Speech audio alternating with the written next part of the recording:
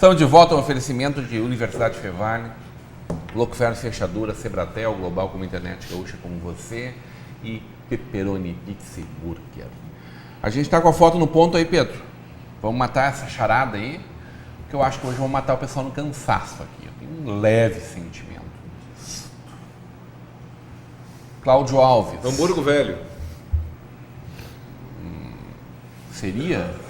Isso é um bom palpite. Acho que não sei. Por quê? É só o curso de Sherlock. Me lembrou um pouquinho Hamburgo Velho, sim. Por causa da casa antiga, né? Mas Nossa prefeitura municipal aqui na Pedro Adams Filho era relativamente... Não era parecida. Mas está me parecendo ali no final da linha do trem, não tá? Esse povo todo ali. Eu não consigo enxergar o que é que tem no fundo lá. O Cláudio, o Alex queria falar o que, Alex? O Alex está dizendo antiga 7 de setembro, porque ele sabe que a Pedro Adams Filho se chamava 7 de setembro antigamente. Né? Ah, sim. Marcelo. Sem chance. Karina. Pois é, por um lado está lembrando também a antiga 7 de setembro. Mas eu acho que é Hamburgo Velho. Será que não é General Osório? General Osório. Que casa seria aquela? Bah, aí. Porque eu preciso te dizer que essa casa está lá ainda, viu? Eu estou achando que essa casa eu já vi. Pois é. Eu tô achando que tu conhece a casa Não por dentro perto e do por fora. Monberger ali. Se eu te disser que conhece por dentro e por fora, tu acredita em mim? Ah, não é a galeria? Na galeria? Na casa da Ariadne, não é? Não. Não é. Qual casa da Ariadne? Atual Que casa ela da está agora. Ariadne Não Becker. é porque não Não, tem porque não aquela tem o entrada, lado não ali, tem né? aquele lado ali da entrada. Não tem um lado de entrada, que mais? Casa da Ariadne tem 3 andares.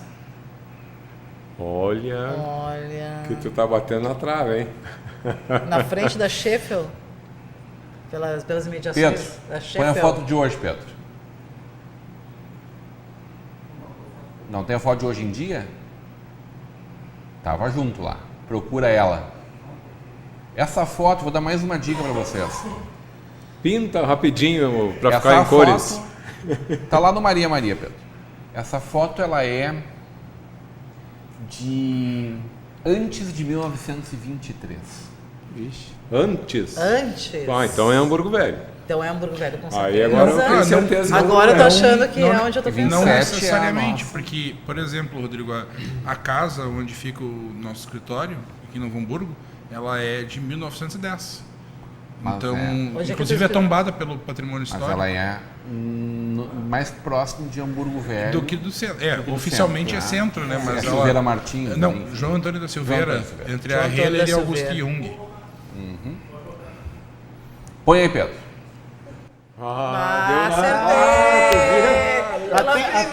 Acertei! Pela Primeira vez na vida. Convicção, né? Faltou convicção, porque olha só, eu disse, ó. É tu que eu conhece nunca por dentro e por acerto, fora. gente. Eu nunca acerto. Mas tu acertei. foi só no meu palpite. Não, mas eu imaginei que era a casa da Ariadne, sim. Deu. Olha os detalhes dela, Aham. como ela tá agora. Volta a foto anterior, Pedro. Não faz muito, comemos um café da manhã lá, Olha ali, ó. especial. Em 1923, a nossa General Dalto Filho sofreu um rebaixamento. General do Alto Filho, eu me enganei da rua, viu, gente? A partir dali, desse rebaixamento, várias casas que já tinham um porão ganharam um novo status, ganharam uma abertura para a rua. Isso. Foi o que aconteceu não tinha abertura. Essa casa foi construída em 1898 para abrigar a residência do nosso maestro, foi diretor da Fundação Evangélica há mais de 25 anos. E eu fotografei essa casa aí, durante a cadeira de fotografia na Samuel faculdade. Ditt, nosso grande E lá gravamos Foto- o Cá Entre Nós. Gravamos cá entre nós também. Karina, né? Samuel, esse jogo. tu é a casa da Lira, né? Casa da Lira. Ela está tombada junto do nosso conjunto arquitetônico exatamente por conta dessa importância dela. Né? É uma linda casa. A Ariadne muito feliz lá dentro, né? Sim. Muito feliz Uma lá escolha dentro. bem feliz, né? Casa Ditt, ou Casa da Lira, originalmente era a residência de Samuel Ditt, da esposa. Mais tarde ela abrigou também uma escola de música e um pensionato para alguns jovens estudantes que moravam, casal, né, com o filho único deles.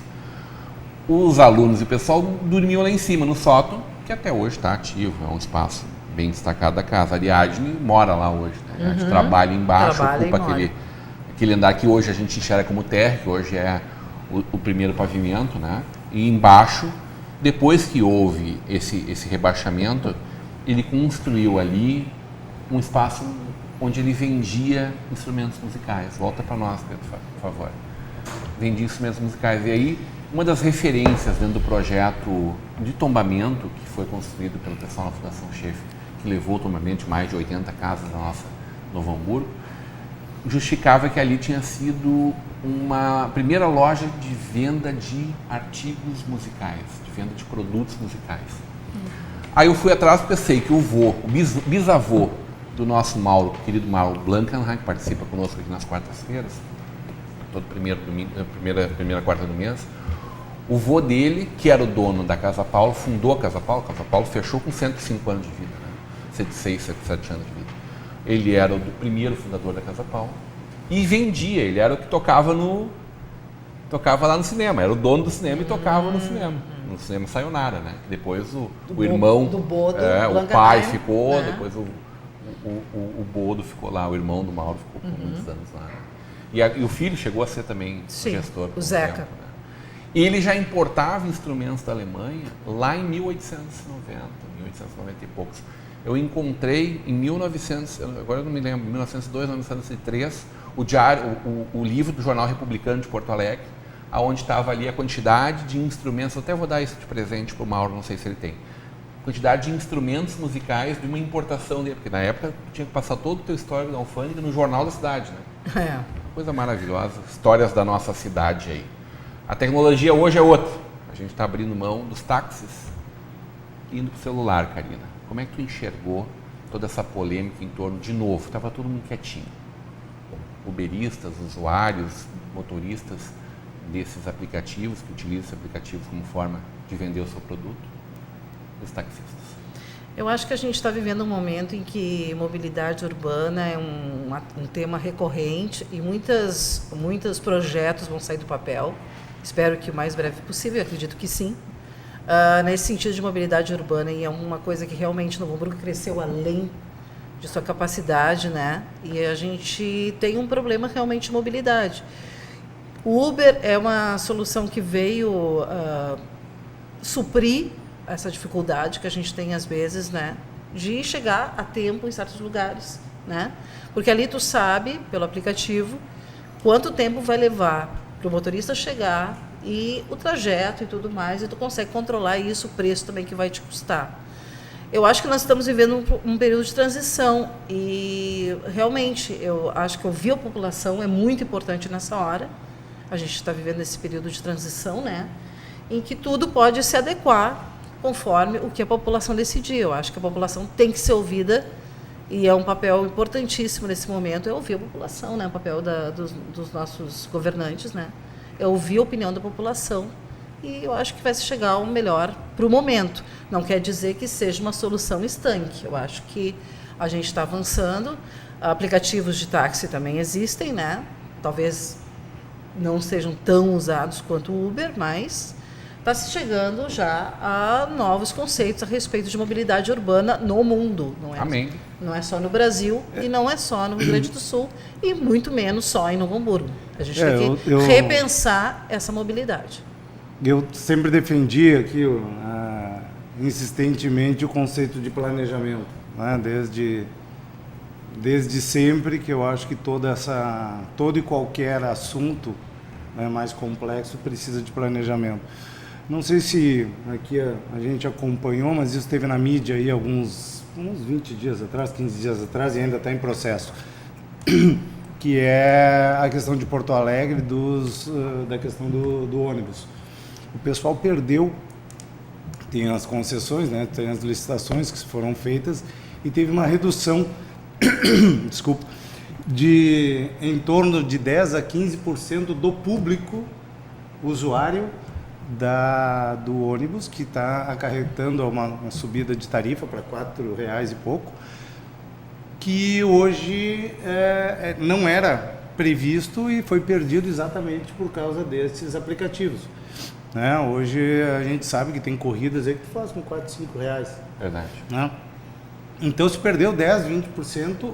Salvador já passou por esse processo, foi cancelada a licitação, ou seja, a empresa que estava lá abriu mão, e Porto Alegre não está ainda nesse pé, mas já não está se cumprindo as previsões aí de inclusive de melhorias, de novas, se eu não me engano, eram 100 novos ônibus que seriam colocados pela justificativa financeira. Não estou dizendo que eu sou a favor, muito menos contra, eu só estou dizendo que é um assunto complexo e precisa ser visto dessa forma. Eu sou favorável, acho que a iniciativa privada ela é mais ágil e ela consegue, né, principalmente nesse mundo de TI, que é parte do meu mundo também, ele é muito ágil e ele te permite, né, situações como essa de uma empresa que veio de fora e de uma startup que cresceu extremamente rápida, tomar proporções mundiais e fazer mudanças drásticas aí em conceitos, né, nossos aqui como no mundo inteiro. É difícil desacomodar, né, um movimento que a gente já tem há tanto tempo, mas a gente tem que olhar sobre essa ótica, que assim como hoje a gente está falando do táxi, amanhã a gente está falando, se a gente pegar, por exemplo, os aplicativos que a gente tem hoje, por exemplo, de um Trivago ou desses de hotéis, se a gente pegar alguns outros que a gente olha... iFood, né, se a gente pegar vários outros, já mudaram muito. Então a gente também, do outro lado, tem que estar olhando para isso, como qualquer negócio, né? Eu acho que é uma evolução, né? Eu acho que o único lugar que o Uber não entrou, né, foi na China, né, como bom chinês, não sei se você sabe dessa história, mas o Uber entrou, se não me engano, ele investiu algo em torno de 100, 150 milhões na China, e a China abriu um Uber chinês. E foi o único lugar que o Uber, mesmo que nem aqui brigando, teve que vir atrás, assumir os seus 150 milhões de prejuízo e saiu. Então o resto é um processo que está entrando e é natural.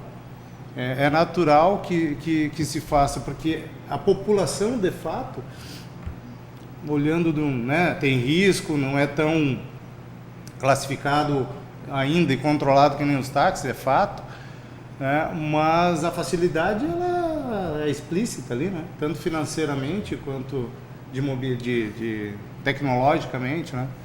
Então eu acho que veio para ficar, né? Se não é esse nome, é o próximo, ou é o próximo, é o próximo, né? Ou vai levar a isso, o que eu vejo que é bom.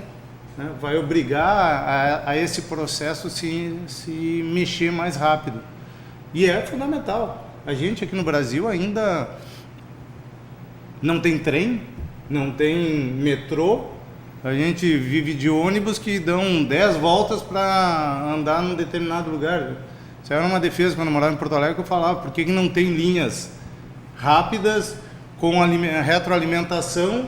Tu pega um ônibus que passa em 20 bairros para te deixar 1 hora depois, que em linha reta tu levava 20 minutos. Então são evoluções que eu acho que a gente deve chegar e são provocações, eu acho que começam com isso. Na última quinta-feira a gente conversou sobre as criptomoedas, né? Bitcoin, Sim, todas as claro. milhares de criptomoedas e essa tecnologia, essa outra disruptura que é o blockchain, né? Isso que está tornando e transformando o mercado financeiro e a forma como as pessoas se relacionam com o dinheiro, né? Sem ter o dinheiro vivo em carteira e nem numa conta bancária. A gente trafegar dinheiro sem estar na tua mão e sem ter banco. Coisa difícil de entender, de imaginar. Mas a gente tem de pegar um PayPal da vida, um algo nesse sentido também. Mas para te transformar em dinheiro, tu precisa passar por um banco. Não, tu tá transformando, tá vinculando teu cartão de crédito lá dentro, né? Ou alguma coisa do jeito. Uma vez quando tu entra numa criptomoeda, tu não precisa fazer mais nada. Não, acabou. Já é a Entrou moeda. ali, né? é a moeda. Pronto. Semana E ela passada, não existe. semana passada eu me recordo que eu estava de casa, telespectador assíduo do programa que eu sou, né? E mandando minhas opiniões aí pro Rodrigo, né? Me prevalecendo dessa relação de amizade para mandar pro celular dele alguns elogios aí, né? E algumas sacanagens, é claro, né, para os amigos que estavam na bancada, afinal de contas, existe para isso, né? E estava aqui o Daniel Miller, que é um cara que eu admiro bastante. Na sexta. Uhum. E ele estava comentando sobre uma coisa parecida com isso que tu estava dizendo, que é o case do Starbucks, que agora tu consegue ir lá, tomar teu café, tem Wi-Fi e tu pode botar uma grana lá e eles são... Agora o Starbucks é um banco, entendeu? Nos Estados Unidos eles já estão com esse tipo de realidade. E isso é um movimento irreversível. A Apple também agora já entrou nessa. Nem sequer o cartão de crédito magnético no futuro irá existir. Como uma série de profissões não vão existir. Estava falando de livro, né? Tem um livro espetacular do Maurício Benvenuti, que é o Incansáveis, onde ele relata uma série de coisas que são mudanças que vem nessa matiz, nessa ordem disruptiva, né, de ideias e de coisas que simplesmente não vão existir no futuro. Nós não vamos mais tirar a carteira de motorista no futuro. Algumas profissões vão sofrer muitas mudanças no sistema bancário, no sistema de transporte, né, no sistema de ensino. Hoje o EAD é uma realidade, né, que forma e gera conhecimento. Né? Menos tempo também, muito né? menos tempo. Isso, e ainda também atendendo a outras demandas, como, por exemplo, a questão de mobilidade, né? Que nós estávamos falando aqui agora há pouco. Então, eu vejo a gente, às vezes, muito carente de um Estado pai que venha regulamentar toda e qualquer questão da vida, que o Estado, embora não seja um defensor do Estado mínimo, né? Eu acho que o Estado tem coisas que ele não precisa se meter. O direito não tem que resolver todos os problemas do mundo e o Estado também não. Né? E também o Estado não precisa atrapalhar coisas que são autossustentáveis. Né? Lógico, a atividade econômica ela tem algumas repercussões e essas carecem sim de um tipo de regulamentação estatal em termos de tributos, de fiscalização e tudo mais, mas não óbice, como se pretende na prática, às vezes, colocar para esse tipo de coisa, ou, por exemplo, as criptomoedas também, né? Que a gente precisa refletir um pouco sobre a quem essas críticas ferrenhas a isso, a que interesses elas atendem. Sempre pensar a dessa quem forma. elas estão Essa prejudicando. ótica dessa pergunta é fundamental. Quais são o que elas ótica. estão desconstruindo, né? E aí, doutor Roberto, a gente tem, no mesmo momento, assim, questão de momentos, o Banco Central brasileiro impedindo, por exemplo, fundos de pensão investir em criptomoedas, Sim. que é uma tendência de investimento, né, de reserva de capital das pessoas. E do outro lado, o BNDES dizendo que vai criar sua criptomoeda, junto com o banco alemão. Não pode, mas se for o meu, tudo bem. Exatamente. O notícia de hoje do InfoMoney dizendo que nós criaremos a nossa criptomoeda, porque não é exatamente a criptomoeda, é a tecnologia da blockchain que é a verdadeira ruptura, né? Que é a falta de um nexo central diferente do que a gente conhece hoje. E aí a gente vê vários movimentos, outro dia a gente estava conversando sobre isso, do sistema financeiro para se defender, inclusive de se defender, eu digo, né? Para preservar os seus interesses, né? Como a gente vê isso aparecendo no nosso cotidiano e nos tocando de maneiras sutis, outras nem tanto, como, por exemplo, não sei se vocês repararam nisso, a exigência de que você não pode mais pagar boletos acima de R$2.000 em dinheiro. Vocês pararam para refletir sobre o tamanho disso, em termos de Brasil? Quanto tempo a mais, quanto uma norma dinheiro... nova do Banco Central. Uma nova normativa do Banco Central, uma nova resolução que torna, na verdade, na prática, em última análise, que tenha que ficar mais dinheiro, mais tempo sendo preso no banco para o banco trabalhar mais spread, dinheiro, né? E outra, por exemplo, também, mais ou menos na mesma linha, assim, duas que outro dia conversando com um amigo meu, a gente identificou e estava discutindo. Os limites de saque, que antes tu precisava avisar com uma certa antecedência, não quero entrar em minúcias disso, que era de R$100.000, passou a ser 50. Quanto isso significa de dinheiro a mais por mais tempo, gerando spread, serviços bancários e outros derivativos, enfim. E a quem isso exatamente atende? Não me parece que isso possa ser realmente bom para nós, o povo, né? Enfim. Essa questão de títulos, a lotérica, por exemplo, não recebe... Ela não pode mais aceitar. R$700. Isso já Sim. Mas agora tu não pode ir lá e Título pagar de um boleto. R$701, tu não pode pagar na lotérica. Pensem assim, ó, olhem, a gente estava vendo aqui há pouco o centro de Novo Hamburgo. Pensem no comércio de Novo Hamburgo. Quanto dinheiro, quanto título, quanta coisa se paga e se circula com valores, né? Em espécie, em moeda corrente. Isso não é por causa dessa alegação, vamos deixar bem claro. Até pode acabar ajudando nisso também. Eu acho que Mas o fundamento primeiro eu acho é que essa atender ao ideia interesse pelas também. pessoas encarregadas da execução dela, da implantação dela, ela veio com uma desculpa maravilhosa. Né? Isso aqui vai ajudar. Aumentarão enquanto os lucros dos bancos crescerem, doutor. É isso. A gente está indo para o final do nosso programa, vamos encaminhando aqui. Ô Marcelo, teu ponto final. Eu tenho uma frase que eu trouxe, que eu acho interessante, eu estava trabalhando sobre ela esses dias, que diz o seguinte: corra o risco. Se der certo, terá felicidade. Se não der certo, pelo menos terá sabedoria. Então, desejo isso, ou seja, que a gente não se esconda, que a gente faça, o mundo está aí, está difícil, mas eu acho que a gente tem que, de fato, se posicionar, ir atrás, ler, não se esconda, não viva o mundo fácil, né? Se exponha, corra o risco de ser feliz. Então eu desejo isso a todos, é mais uma vez um prazer aí estar junto a essa bancada, junto a esse programa e junto ao nosso público lá do outro lado. Muito bem. Karina Moraes, teu ponto final. Bom, a gente está indo para o final do programa e daqui a pouquinho eu vou estar no Toast, no aniversário do meu amigo publicitário Eliseu Frenzel. A Chayana Vargas está aqui me esperando já, né? Vamos juntas até lá. Então quero mandar um abraço aqui já direto para o Eliseu e todo mundo lá no Toast. Está esperando lá, o aniversário já está correndo e a gente está chegando lá.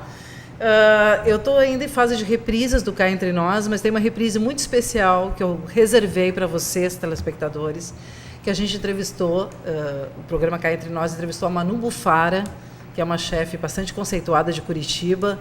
Ela esteve lá na Serra Gaúcha, um festival de gastronomia e cultura de Gramado, e a gente aproveitou essa estada por lá. Além de entrevistar a Manu Bufara, a gente circulou por Canela e na época a gente mostrou o festival de bonecos. Então fica aí uma dica interessante para a gente pensar na nossa cidade e quem sabe também um bloco de carnaval de rua. Eu senti falta isso esse ano aqui em Novo Hamburgo, viu?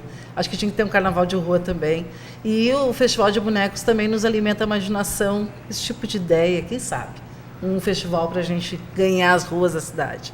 Vamos ficar aí com essa dica. Muito bem, doutor Alberto, seja sempre muito bem-vindo, obrigado pela presença. Teu ponto final. Eu quero agradecer a ti, Rodrigo, e a toda a tua equipe da Vale TV pelo convite, pela oportunidade de estar aqui. É sempre uma alegria para mim poder estar aqui conversando com os colegas de bancada, falando com o teu público.